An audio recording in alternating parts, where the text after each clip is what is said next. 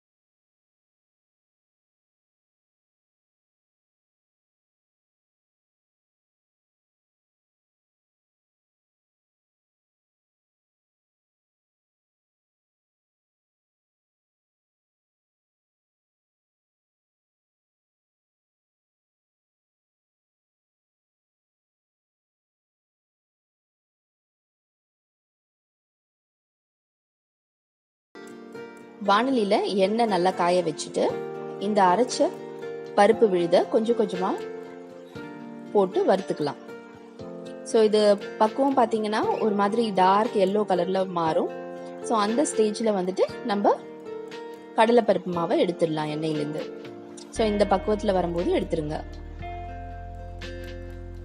இதை வந்து நம்ம ஒரு வடிகட்டியில் போட்டு அது எக்ஸ்ட்ரா எண்ணெய் குடிச்சிருக்கோம் இல்லைங்களா, ஸோ அதை வந்து நம்ம வடிகட்டி எடுத்துக்கலாம். ஸோ கீழே ஒரு பாத்திரம் வச்சுருக்கோம், ஸோ அதில் கலெக்ட் ஆகிடும் எண்ணெய். அதை வந்து நம்ம அடுத்தாப்புல தாளிக்கிறதுக்கு யூஸ் பண்ணிக்கலாம். இப்போ வந்து நீங்கள் நிறைய குவான்டிட்டி பண்ணுறீங்க அப்படின்னா அதுக்கு ஒரு 2-3 வாட்டி கொஞ்சம் கொஞ்சமாக வந்து கடலை பருப்பு மாவை வந்து போட்டு இந்த மாதிரி வறுத்து ஸ்ட்ரெயின் பண்ணி வச்சுக்கோங்க.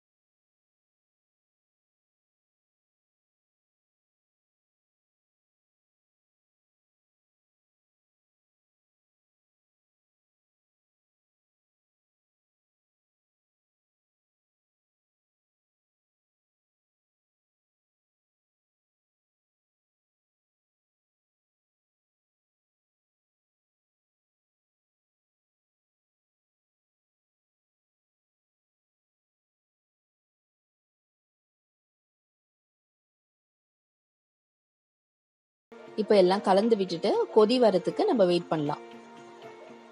ஸோ தண்ணி கொதி வந்துடுச்சுன்னா அடுத்து நம்ம கடலைப்பருப்பு ரெடி பண்ணி வச்சிருக்கோம் இல்லைங்களா, அதை சேர்க்க வேண்டியதுதான்.